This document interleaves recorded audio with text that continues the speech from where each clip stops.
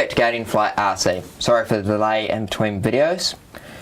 In this episode today we're looking at the new Horizon Hobby E-Flite Xvert Vtrol, which was kindly sent to us by the friends at Hot RC Limited New Zealand. So the Xvert comes in two versions. There is the ready to fly package, which includes a Spectrum DXE radio and batteries, which are AA's. It includes a charger and an 850 mAh 7.4 volt 2-cell LiPo. The version that I've got is the Bind and Fly Basic, which pretty much just comes with the model. You will need the 850 mAh 7.4 volt 2-cell LiPo, and you also need a minimum of a 6-channel DSMX radio, which is offered by Spectrum, or you can use modules if your transmitter is modulated, and also includes you also need a 2-cell charger. So I will show you the model. It's like this completely out of the box. You will need to install the landing skids, which do come with it. They are labelled left and right, so don't force them in. They do slide in really nice and easily. You also do get two prop guards. They're installed with two Phillips screws. They fasten in really easily. They do give you two spares just in case you do happen to lose them in the grass. I highly recommend when you're starting out with this aeroplane, make sure that you do fasten the prop guards just to make sure you don't break any props or do any damage. I would highly advise putting those on. Next thing, so the one thing they do give you with the Xvert, including that, is they give you these really nice stick sheets. So, they give you a selection, is that alright? They give you a selection of different stickers, so you can choose whatever design you'd like to do, if it's US Air Force, or there's a nice green one that you saw in the box, or you can mix and match or do your own design. So that's one thing I do particularly like about.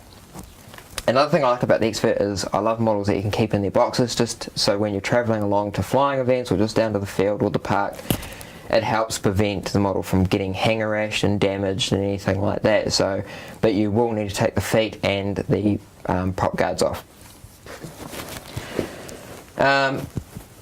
With the battery packs, so it gives you a 400. So if you use a 450 mAh 2-cell pack, you'll get a flight time of around 8 minutes, depending on how you fly it.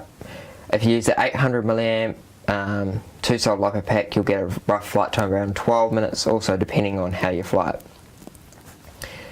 Right, so with the Vtrol, there's one thing I wanted to sort of include.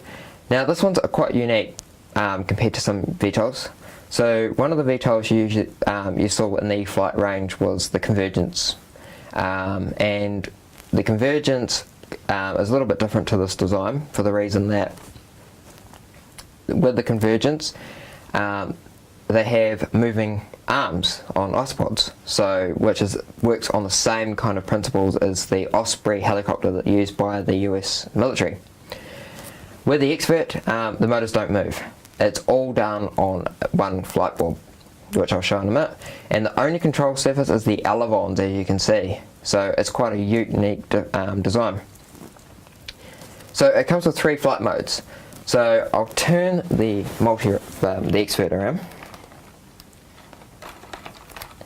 As you can see, a green light is showing.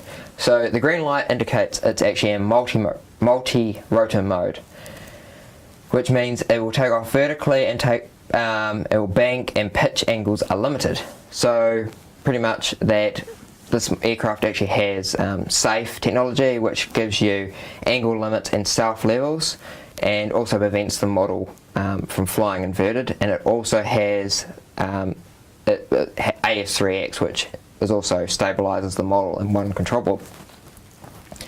So in the multi-rotor mode, it will take off vertically, and you can hover around in your backyard or your living room if it's big enough. The one thing I will sort of point out with this is that it is a little bit different if you've never actually flown if you've actually flown a model before. And the reason why I say that is that on your radio, which is using the Generation 1 Spectrum DX8 radio, So this is mode 2, and what I'm going to show you is that this is usually your rudder on any traditional model. This is your ailerons, your elevator, and your throttle moving it up. Now in hover mode it's a little bit different.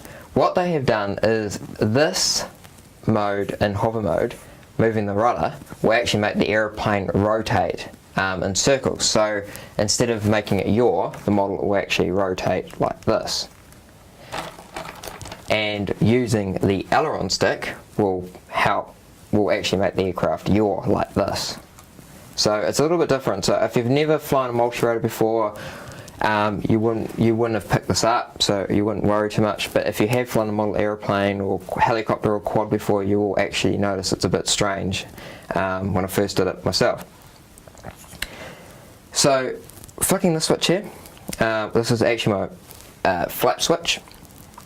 Yes, I just had to check.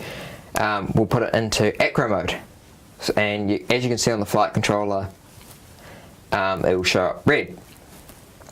So this is stabilized acro mode. The model hit with a flick of a switch, which you've seen, will automatically transition from hover mode to acro mode. The motors actually throttle up slightly. The model pitches forward and it will start flying around like an aeroplane.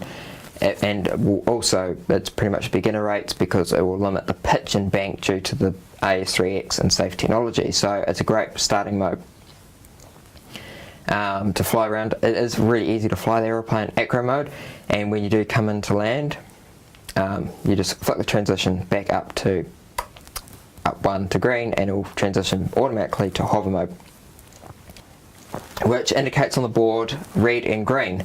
So this is advanced acro mode. I highly recommend you don't use this setting until you're well experienced with the Xvert and you know how it flies. Everything is turned off and means that the aeroplane is fully aerobatic. You can do flat spins, fly inverted, and so on. So until even if you've flown a model aeroplane before or a multi-rotor, I highly recommend just use the intermediate acro mode, which is that one, before you start attempting to fly with that. So underneath the hatch which seals with a magnetic catch. I will try and show you on camera.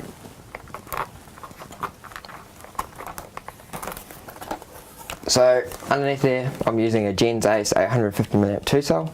As you can see, it connects with a JST connector.